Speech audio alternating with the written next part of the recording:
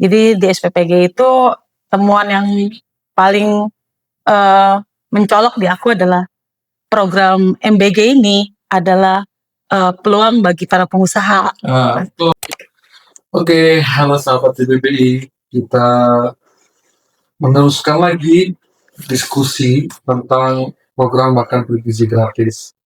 Dalam episode sebelumnya kita berbincang dengan salah satu orang tua murid yang menjadi penerima manfaat program makan bergizi gratis. Nah, sebagai sebuah kebijakan, program ini ya di awal-awal sudah banyak sekali kontroversi ya, dan banyak sekali penelitian, pendampingan, evaluasi yang memang seharusnya ada yang bilang belum harus tahu atau harus dievaluasi atau hal-hal itu harus dievaluasi karena menggunakan anggaran pendidikan yang begitu banyak dan menyedot anggaran pendidikan yang begitu banyak seperti itu. Dan perubahan-perubahan nomenklatur dari mulai makan siang gratis, lalu mulai dari target, terus kemudian untuk seluruh anak, dari mulai anak sekarang kembali ke ibu-ibu atau ke anak orang hamil. Nah, singkatnya ini sudah berjalan seperti itu. Nah, sekarang kita ingin berdiskusi atau ngobrol ya dengan seorang peneliti lapangan dari Koloni Lapangan 113 dan juga bagian dari anggota jaringan dari Jaringan Pemantau Pendidikan Indonesia atau JPPI. Ada Ibu Puspa. Sehat Ibu ya. Alhamdulillah Mas Ari. Alhamdulillah. Ibu ini kemarin turun ke lapangan ya Bu, untuk penelitian, mewawancarai SPPG, sekolah dan beberapa guru dan murid ya. Iya betul. Nah, boleh Bu kita diceritakan dulu tentang apa sih yang paling menonjol ya dari temuan-temuan Ibu dalam ketika turun ke lapangan, bertemu dengan SPPG, dengan pihak sekolah, dengan murid, dan mungkin juga kita bertemu orang tua misalnya. Yang paling temuan yang paling unik atau yang paling menarik gitu. Oke. Hasil penelitian aku kemarin sih, aku pertama turun itu aku ke SPPG. Aku datangin SPPG-nya dulu, setelah itu baru ke sekolah. Jadi di SPPG itu temuan yang paling mencolok di aku adalah program MBG ini adalah peluang bagi para pengusaha. Ini di Jakarta betul nih? Jakarta.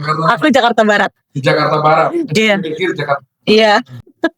Jadi peluang bisnis. Iya, itu yang aku lihat, karena aku sempat bertanya kan memang kan kita kunjungin nggak hanya satu dapur tuh waktu itu ya.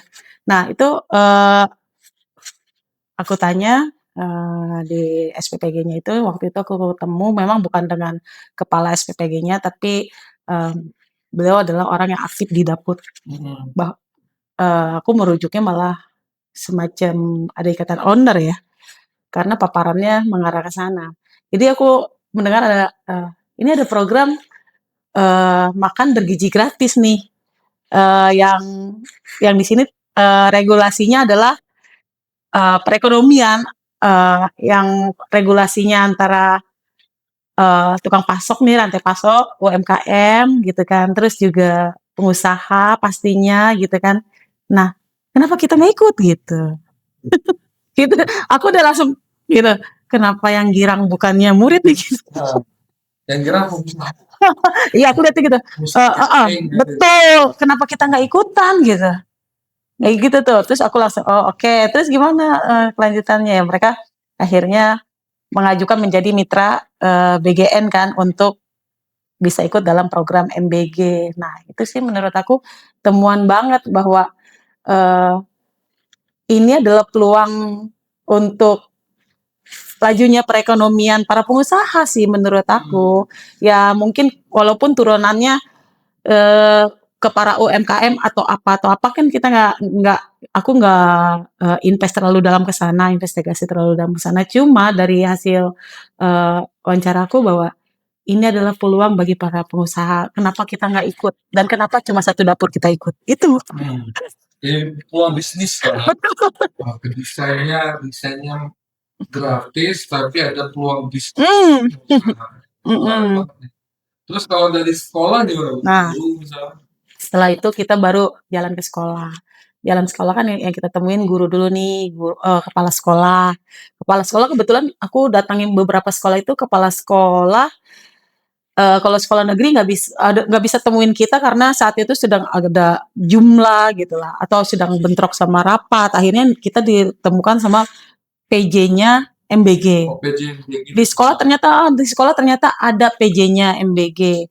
Nah, waktu itu aku ke sekolah negeri di Jakarta Barat juga. Itu aku tanya, PJ-nya selalu Bapak nih? Dan ternyata tidak. PJ-nya itu guru piket yang berganti-ganti, tapi per bulan. Ini salah satu sekolah nih, aku nggak tahu sekolah lain begitu. Cuma hasil penelitian aku ke beberapa sekolah memang berbeda-beda. Sekolah negeri yang aku datangin, SMP negeri saat itu bergantian tiap bulan. Aku bilang kenapa nggak ditetapkan satu gitu. Capek sendirian dong gitu. Temuan dong.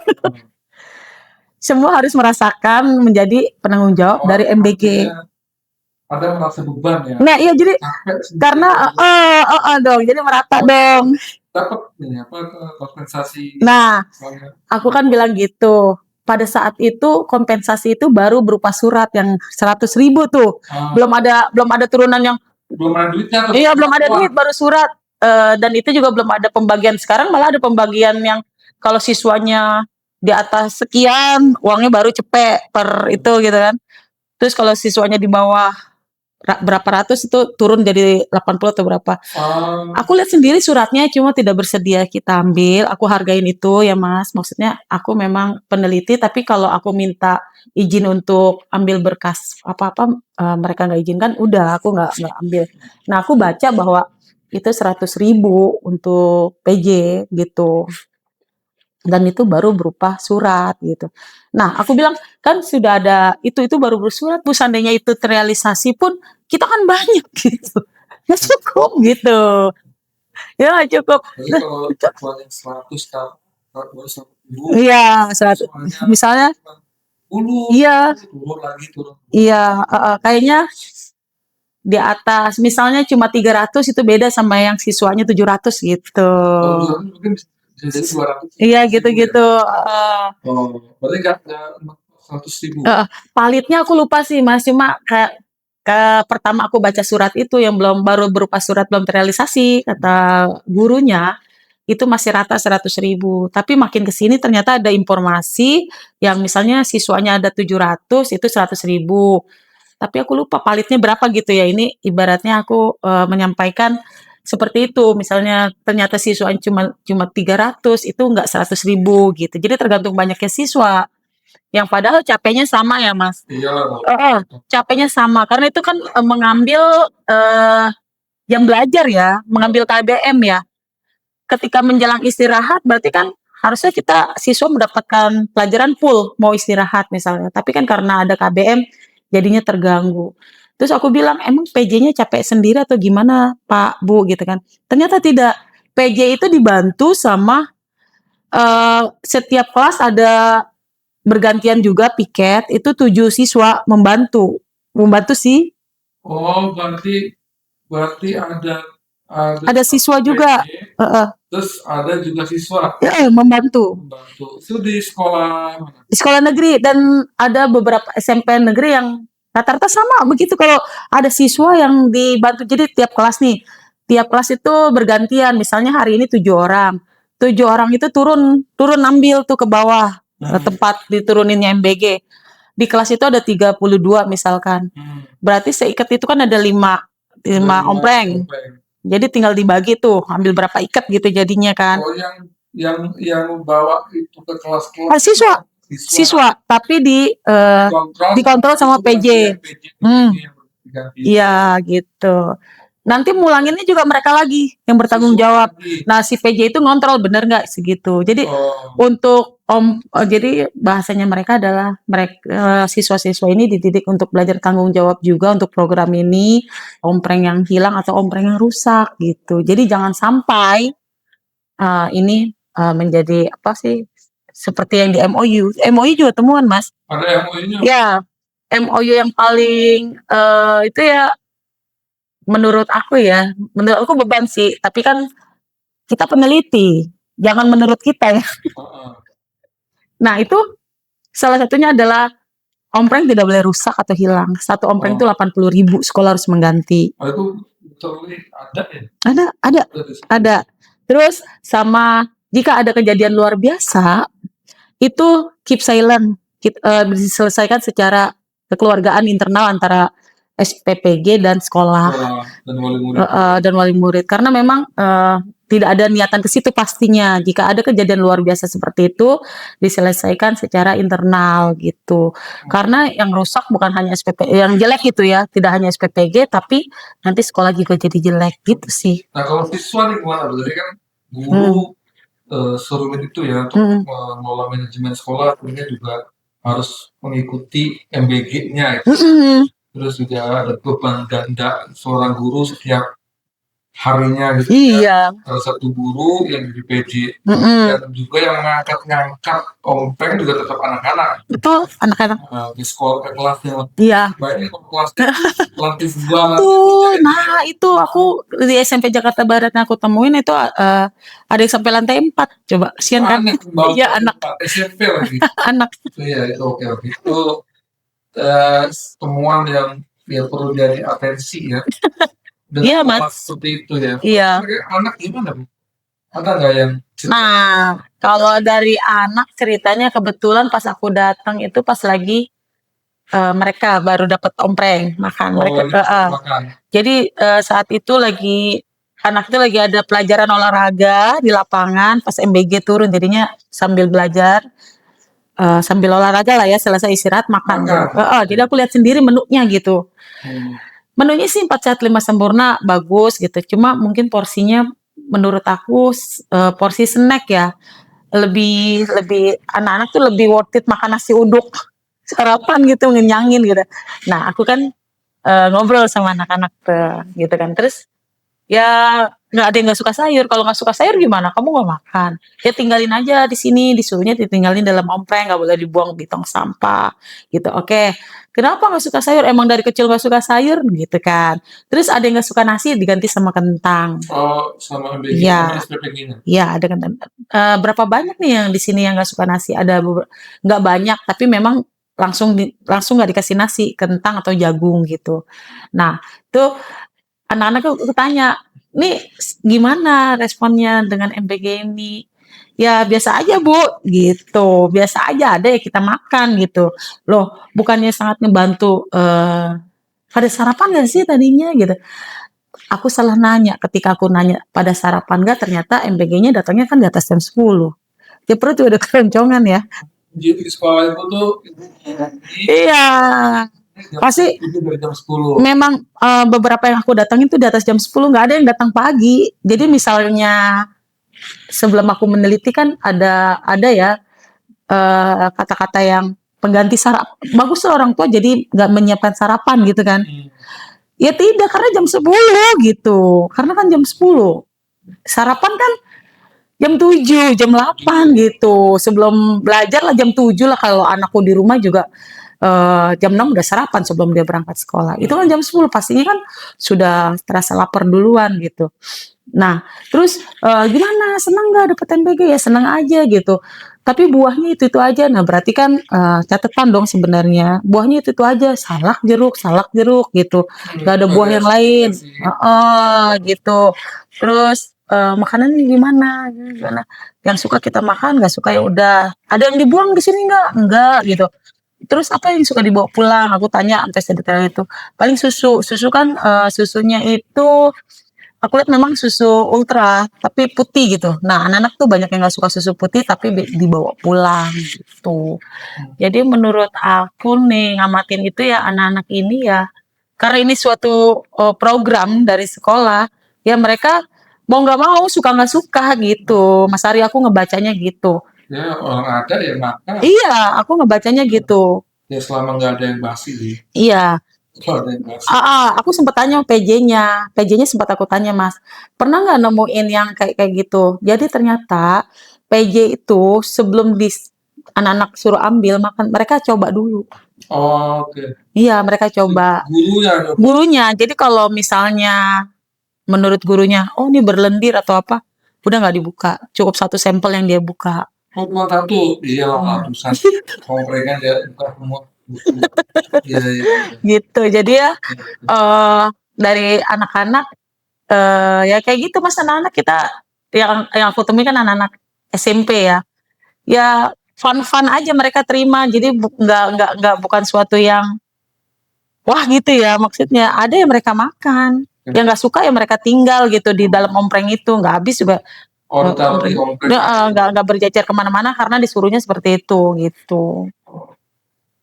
Terus dari temuan awal sebenarnya ini apa yang mau kira-kira Ibu sampaikan dalam pertemuan tentang SPPG-nya, terus gurunya, muridnya seperti itu, dari rantai pasoknya juga gitu, yang ternyata lebih banyak memberikan ruang bisnis kepada pengusaha-pengusaha besar gitu, dan pengusaha-pengusaha yang existing gitu, UMKM-nya tersingkirkan ya kecil-kecil.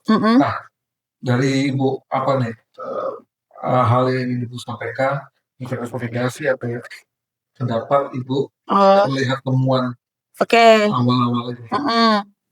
Aku sebagai peneliti dari awal temuan tuh, dari aku datang ke SPPG aku dapat temuan apa, terus juga ketemu guru temuannya apa, ketemu anak-anak dan wali murid temuannya apa.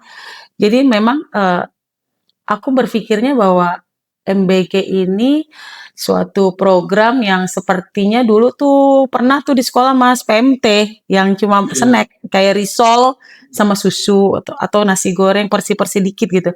Jadi nggak jauh beda sama itu, cuma ini versi ompreng gitu. Jadi nggak menurut aku nggak ada yang merubah segala sesuatunya untuk si anak menjadi lebih oh dengan MBG anak saya lebih berprestasi, sepertinya tidak ada mengarah ke situ gitu. Atau oh dengan adanya MBG anak siswa-siswa ini jadi rajin sekolah, karena di suatu sekolah pun aku melihat ada 15 ompreng nggak dibuka. Aku tanya ini kenapa Bu masih terikat rapi sedangkan yang lain udah dibawa, nggak masuk, berarti kan nggak ngaruh.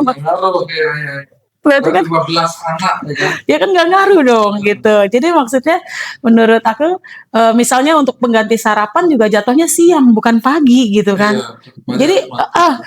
Jadi kalau untuk pendidikan nggak ada yang mengena ya, tapi kita sama-sama positive thinking ya, programnya pemerintah ini arahnya mau kemana nih gitu kan, arahnya mau kemana, misalkan mau merujuk ke anak-anak ini dapat makanan yang sehat bergizi, akan lebih baik satu dapur jangan yang sekaligus 4.000 gitu ya. Sampainya juga siang, mau niatnya mau ganti sarapan, ternyata datang jam 10 anak-anak udah terlanjur beli uduk, beli somai atau beli lontong sayur ya kan. Iya, atau nasi goreng ya kan. Nah, pernah aku dengar juga sih pemerintah akan mengalihkan ke komite sekolah ataupun di sekolah itu ada dapurnya gitu, entah mekanismenya gimana, setidaknya satu dapur satu sekolah.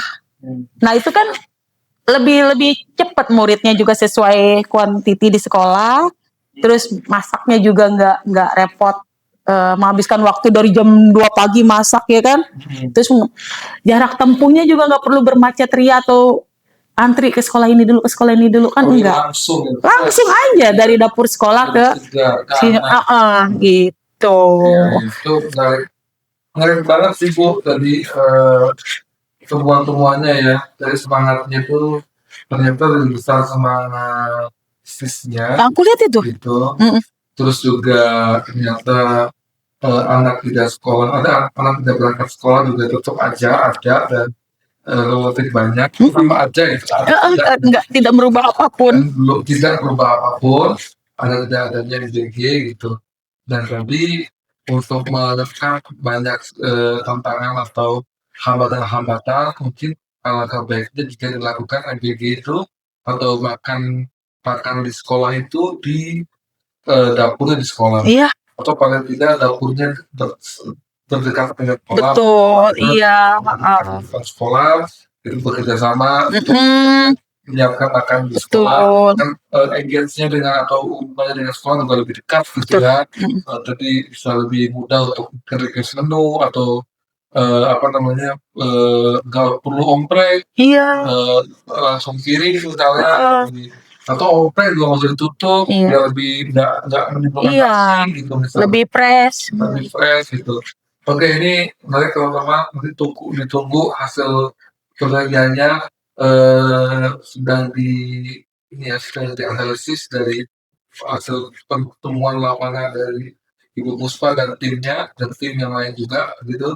Ya, nanti dalam waktu dekat akan ada policy forum dari BPPI yang akan merilis beberapa policy brief dari implementasi makan gizi gratis di DKI Jakarta, sekolah gratis di DKI Jakarta, dan sekolah rakyat yang di DKI Iya. Jakarta. Ada observing fund di DKI Jakarta dengan niatan semoga yang baik-baik itu bisa diaplikasi di daerah lain Mm. dengan dengan kurang dan lebihnya. Baik, terima kasih sahabat JBPI udah nonton kita. Semoga bermanfaat dan sampai jumpa. Terima kasih.